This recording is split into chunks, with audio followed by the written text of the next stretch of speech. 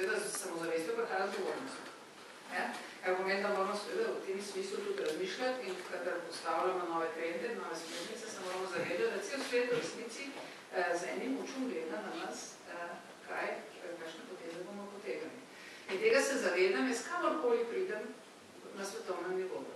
Na zadnjem smo bili v Montrealu, kjer se je pogajalo za zmanjševanje vpliva CO2 v aviaciji, kjer je Evropska unija odigrala izjemno vlogo pri pogajanjih, smo dosegli prvič v zgodovini sektorski dogovor za zmanjševanje vpliva na okolje.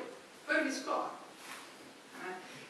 Tukaj je spet enotnost Evropske unije, ker smo uspeli povezati vse članice, vse države članice, torej vseh 28 plus vse naše sosede, smo prišli v Montreal z 45 državami, ki so se strinjale, da je to treba narediti. Potem smo v enem tednu seveda motivirali še s pomočjo že prepričanih Združenih držav, Singapurja in Avstralije smo prepričali še vse ostale, tako da smo ta sklep tudi sprejeli 191 držav, se potem strinjalo, da imamo zdaj za naslednjih nekaj let jasno začrtane smernice, kako bomo zniževali vpliv CO2-ja strani aviacije.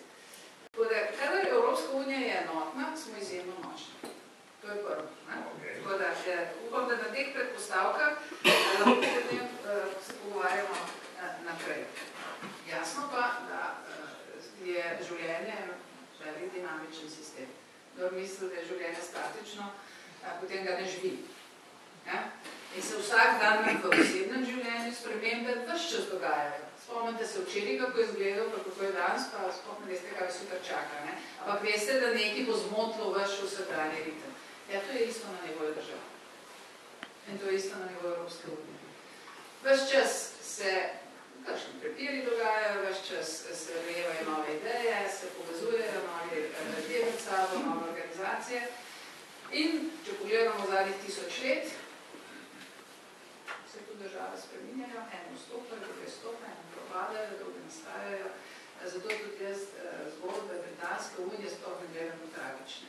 Je zelo pomemben impuls, ki je v resnici Evropsko unijo še bolj povezal, ker je prvič politikom dal jasno vedeti, paste, kaj govorite. Ker ljudje vam bojo verjeli. In britanska zgodba je tipična zgodba, ko so ljudje popolnoma zavedeni.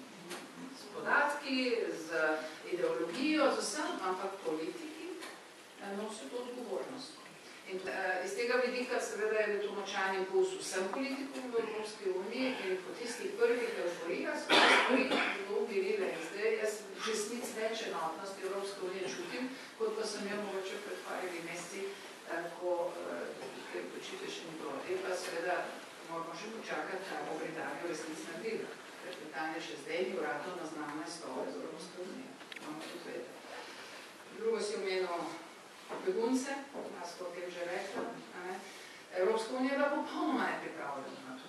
Mi nismo v zgodovini v 60 let, oziroma Evropska unija je pravzaprav že 70 let, 60 let pogodbe bomo zdaj praznovali naslednjo leto, in imela nikoli tega izziva na mizi. In mi nismo imeli okvirov pripravljenih, okvirov, v katerih bi mi tovrstno probleme lahko reševali.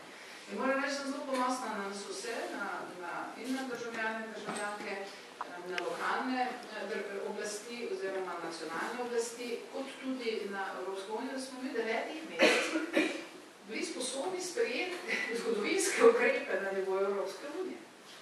Grede s finančno krizo, je pa kriza, ki je seveda prizadela skoraj vse. Ni bilo države članice, ki bi bila imuna na to. Mi smo z zelo jasnim in strogim paktom stabilnosti, katerega verjetno ste že vsi slišali, Slovenija je tudi del tega, kot vse ostale članice.